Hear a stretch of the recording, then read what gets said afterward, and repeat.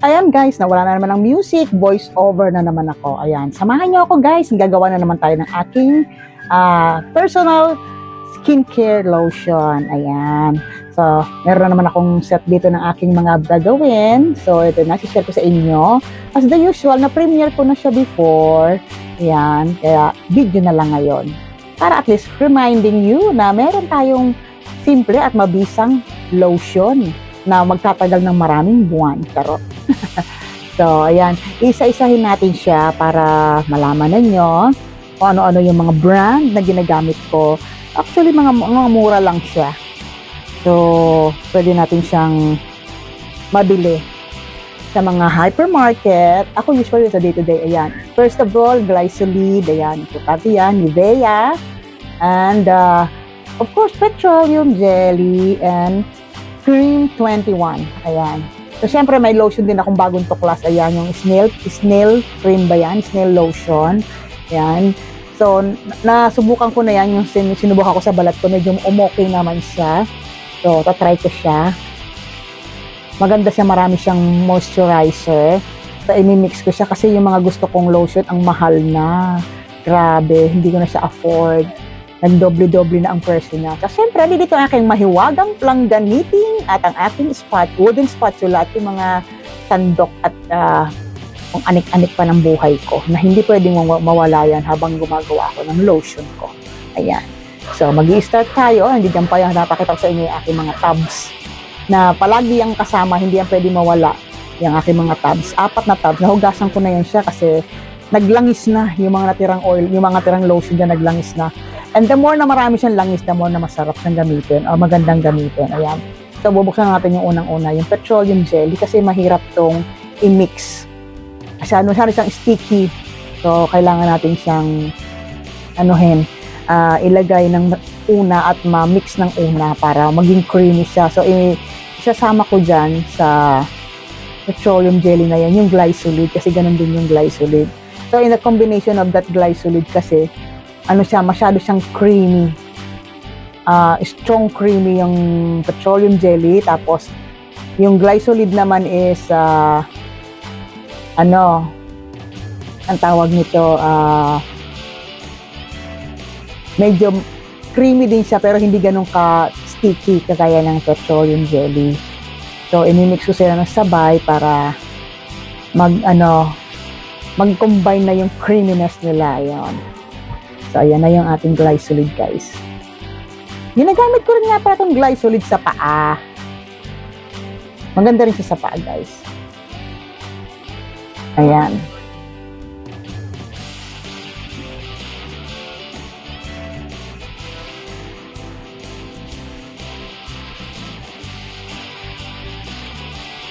So, ayan na. Imimix na natin siya, guys. Medyo masakit sa braso itong pag-mixture na ito. Ayan, ganyan lang. Pag ganyan lang paikot. Ayan. Hanggang mag-creamy. Kasi maaano mo siya guys na pag hindi pa siya mixed, naghihiwala yung kulay ng petroleum jelly sa kulay ng Glysolid. Kasi maputi yung Glysolid and then yung petroleum jelly is parang transparent ang kulay niya. So, makikita mo siya. Ayan.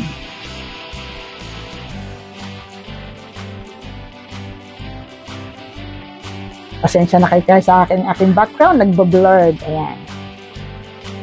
Hay, sinabutahin na naman ako ng aking mic. Ayan. Pagpasensyahan nyo na po guys. Ayan. Halo-halo po tayo. And then, isasabay na natin yung ating, diba, yung Nivea natin. Yan kasi Nivea natin, medyo creamy din. So, pagkasabay-sabay na natin yan.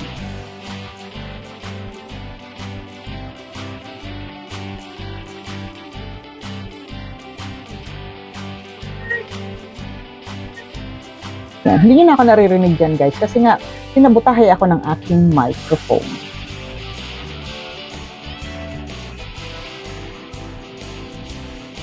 So ito naman yung Cream 21. Mas marami siyang moisturizer. So ayan guys, na-mix na natin yung Nivea. So guys, ayan, itutunod na natin ang Cream 21. Ayan. Para isang mix na lang sila. Sabay-sabay. Madali lang naman siya gawin, guys. Kaya lang mahirap, ang nakakapagpahirap gawin is mabuo mo yung ingredients kasi ang mahal niya, guys. Kailangan mo maghanap ka ng ano, to say this one, promo. Ayan yung cream 21. Ganun siya kadami, ganun siya kalambot at na moisturizer. And maganda siya sa balat talaga, guys, promise. Ito naman natin, isusunod natin ng lotion, guys. Isang ano na to, isang samahan na siya. Ayan siya, guys. So, matagal na rin itong gamitan, guys. Yung sa akin, ilang buwan ko rin yung ginamit. I think 6 months bago ko siya naubos. And to think, 2 pa kaming gumagamit nun. Hindi lang ako. Kasi nga, mahalang lotion, grabe. Buti na lang, hindi ako mahilig sa lotion na, yung ano lang, yung isang klase lang na lotion na ganito lang, bibili ko sa piraso. Kasi nga, yung thick na balat ko, hindi ko naman alam, laking probinsya naman ng balat, ang probinsya na naman ng dugo, pero maarte. Ayan, na-mix na siya lahat, so, i-ano na natin siya, haluin na natin siya para magsama-sama na sila. So, to begin with, ayan, medyo mahirap na haluan to. So, ayan siya, guys. Ayan. Nahalo natin siya para maging smooth and creamy siya. So, guys, lotion to, hindi ito pang cake. Baka mapagkamalan yung cake. Minsan alam mo, nakakalimut ako eh. Kala ko kapag kain, kung saan ba mo din sa kamay ko, tinitignan natin yung isa tikman ko. Adoy. Lutong yan. Yan, di ba? Yung pag ganito, guys, makikita nyo, di ba, yan, buo-buo pa siya. So it means to say, hindi pa siya ganun ka-mix. May nakikipag-separate pa, like yung, usually sumi-separate dito yung Nivea. Kasi ano siya, masyado siyang creamy. At saka mas matapang yung ano niya, mixture niya, kaya kumukontra siya. So kaya kailangan nito, haluin mo talaga hanggang parang wala ka na makitang buo-buo ng Nivea na cream. Kasi malapot talaga si yung Nivea. And guys, well mixed na siya, guys. So ayan na. O diba? Simple and easy. Kaya doon sa mga mahilig sa maraming moisturizer, gawin nyo na to. Mahaba pa ang buhay kasi doon sa mga pabote-botelya. Matagal maubos. Saka maganda sa balat, especially pag yung summer. Maganda kasi sa pag summer, maraming moisturize yung mas marami sa lotion mo kasi hindi siya basta nagda-dry sa araw. Yan. Meron, siyempre kayo, depende sa lotion kung anong gusto yung gamitin lotion. Kasi itong ginamit kong lotion is my UV protection. So guys, ayan, ita-transfer natin sa lalagyan. O, diba? Tuwan-tuwa na si Gala, o. Tingnan nyo, o. Hindi, no. Tingnan nyo naman ito. Tested and proven. Agay. Tingnan nyo. Tol, huwag mo ako manyakin, video ko to. So, ayan nga, sasali na natin sa kanya-kanyang mga designated lalagyan. Ito yung first lalagyan. So, ayan. Ito na lang gamitin para hindi masyado marami hugasin. Mas mabilis. Ayan. Oo. Yan, diba? Creamy siya. I-ref muna. Ay!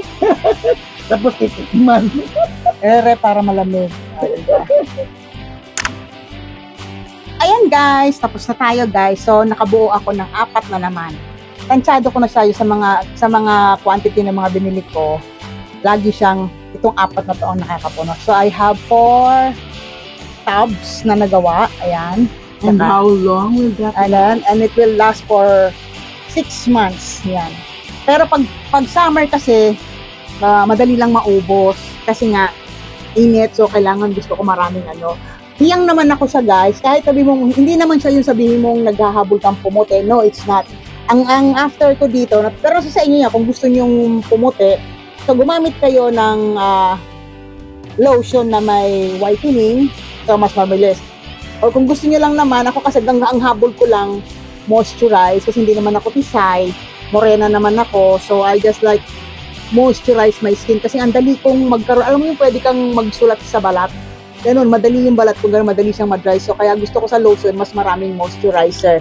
So, yung petroleum jelly and glycolid is more on moisturize. So, sinasamahan ko sa Nivea at saka itong Cream 21 para mas madagdagan. And then, bumibili rin ako ng lotion na mas, sa moisturizer din. Then, yung glycolid din, ginagamit ko naman din yung sa paa ko. Kaya yung paa ko lagi naka-medyas kasi lagi siyang may glycolid kasi nagda-dry din siya, madali siyang mag-dry. And then, maganda siya, nakakatanggal siya ng crack sa mga paa mo, sa talampaka mo, nawawala. And proven, ko niyan, testimony ko niyan, si Gala. Si Gala, yung paa nito, talagang kala mo yung natigang na palayan, yun. Talagang nagka-crack talaga siya. Bakit? Kasi Gala. Hindi. Diba ayaw ko ng... Ayaw niya mag-lotion. Bakit? Kasi nalalagkitan daw siya. Pero ngayon, thank God, napapagamit ko na siya kasi pag hindi siya gumamit at nagreklamo siyang mahapdi yung paa niya or masakit yung balat niya, talak pa mo lang inaabot niya sa akin ng bonggang-bongga. So guys, that's all for today. Yan, thank you for joining me. Meron na uli akong stock for, hindi ko lang alam to ngayon kasi malapit na ang summer. So, hindi ko alam kung hanggang kailan. So, pagka summer kasi usually 3 months lang siya, madali siya maubos. Kasi from time to time, yung mga maliligo ka, lagay ka na naman, maglalabar ka, lagay ka uli, ganun ako. Pero pag winter, tamad kasi ako maligo kaya nagtatagal, charot. So, that's for today. Thank you guys for watching.